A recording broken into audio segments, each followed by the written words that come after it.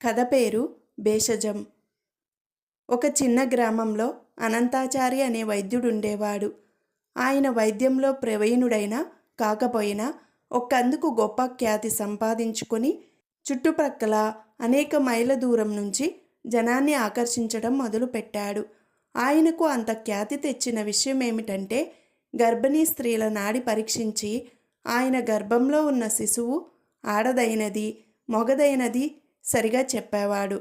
అనంతాచారి కీర్తి పెరిగిన కొద్దీ వందల కొద్దీ గర్భిణీ స్త్రీలు వచ్చి ఆయన చేత నాడీ పరీక్ష చేయించుకొని తమకు ఏ బిడ్డ పుట్టేది తెలుసుకొని వెళ్ళిపోయేవారు. ఏ రోజు ఎవరు తనను చూడవచ్చినది, వారికి తానేమి చెప్పినది ఒక పుస్తకంలో వివరాలతో తేదీల వారీగా రాసి ఉంచుకునేవాడు అనంతాచారి. పరీక్ష చేయించుకున్న వాళ్ళు ఇంత ఇవ్వాలన్న నియమం అనంతాచారి ఏర్పాటు చేయలేదు. వచ్చేవాళ్ళు ఉత్త చేతులతో రాకుండా తమ శక్తి కొద్దీ ఏదో కొంత ఇచ్చిపోయేవాళ్ళు. బీదవాళ్ళు సైతం కూరో పండో ఇచ్చేవాళ్ళు. ఆయన చెప్పిన విధంగా బిడ్డలను కన్నవాళ్ళు బారసాలలు చేసుకునేటప్పుడు ఆయనను పిలిచి బట్టలు పెట్టడము, ధనికులైతే కట్నాలు చదివించడం కూడా జరిగేది.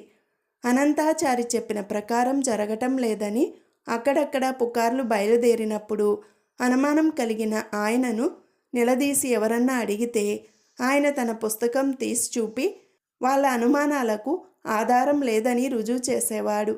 ఇలా కొంతకాలం జరిగాక అనంతాచారి భార్యే గర్భం ధరించింది.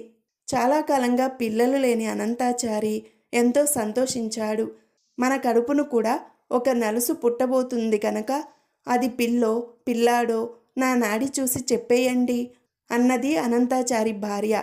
ఏదైతేనేం మనకు సంతానం కలగడమే 10,000 అన్నాడు అనంతాచారి చిరునవ్వు నవ్వుతూ. అలా అంటారేమిటి? ప్రపంచంలో అందరికీ చెబుతూ మనకు పుట్టబోయే బిడ్డ గురించి మనకు తెలియదంటే ఎంత అవమానం అన్నది భార్య. అనంతాచారి భార్య చేయి తీసుకొని జాగ్రత్తగా నాడి పరీక్షించాడు. కానీ చాలాసేపు ఏమీ అనలేదు. ఏమిటి ఆలోచిస్తున్నారు? చెప్పండి త్వరగా అన్నది భార్య. ఏం చెప్పమన్నావు? చెప్పకున్నా అవమానమే. నీకు పుట్టబోయేది ఆడపిల్ల అన్నాడు అనంతాచారి.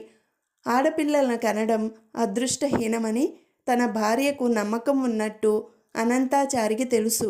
ఆయన ఎవరికన్నా ఆడపిల్ల పుట్టుతుందని చెప్పినప్పుడు ఆమె వారిని గురించి చాలా తేలిక భావం ప్రకటించేది. తాను కనబోయేది ఆడపిల్ల అని అందరికీ చెప్పడానికి అనంతాచారి భార్యకు నిజంగానే నామోషి. అందుచేత ఎవరన్నా అమ్మలక్కలు నీకేం పిల్ల పుట్టబోతున్నది అని అడిగితే ఏమో నేను చెయ్యి చూపించుకోలేదు అంటూ వచ్చింది. తీరా 9 మాసాలు మోసి ఆమె పండంటి మగబిడ్డను కన్నది. అనంతాచారి గుండెల్లో రాయి పడింది. ఇలా అయిందేమిటంటే తాను తన భార్యకేం చెప్పాలో ఆయనకు తోచలేదు. ఆమె అడగనే అడిగింది. ఎక్కడెక్కడి వాళ్లకు పుట్టబోయే బిడ్డ ఫలానా అని సరిగా చెప్పారు కదా, నాకు చెప్పొచ్చేటప్పటికి మీ తెలివి తలకిందులైందేం? అనంతాచారి పిచ్చిమొహం వేసి నాడి చూసి నేను పుట్టబోయే బిడ్డ సంగతి నిజంగా చెప్పగలననుకుంటున్నావా అన్నాడు. అయితే మరి మీకింత పేరెలా వచ్చింది? అందరూ మీరు చెప్పినట్టే జరిగిందంటున్నారే అన్నది భార్య. మోసం చేశాను. ప్రజలు అజ్ఞానులు. నా దగ్గరికి వచ్చిన వాళ్లకు నోటికొచ్చినట్టు ఆడపిల్లనో మగపిల్లవాడనో చెప్పాను. వాళ్ళు వెళ్ళగానే నా పుస్తకంలో తేదీ వేసి వాళ్ళ పేర్లు రాసి నేను చెప్పిన దానికి విరుద్ధంగా రాసిపెట్టాను. నా నోటి మాట నిజమైతే పేచీయలేదు. నిజం కాకుండా పోయినప్పుడు వాళ్ళు వచ్చి అడిగినా, వాళ్ళ తరపున ఇంకోరు వచ్చి అడిగినా పుస్తకం తీసి నేను రాసుకున్నది చూపాను. తామే తప్పుగా జ్ఞాపకం పెట్టుకున్నట్టు వాళ్ళు అనుకొని నా నాడీ పరీక్షలో మరింత గురిగా ఉండేవాళ్ళు.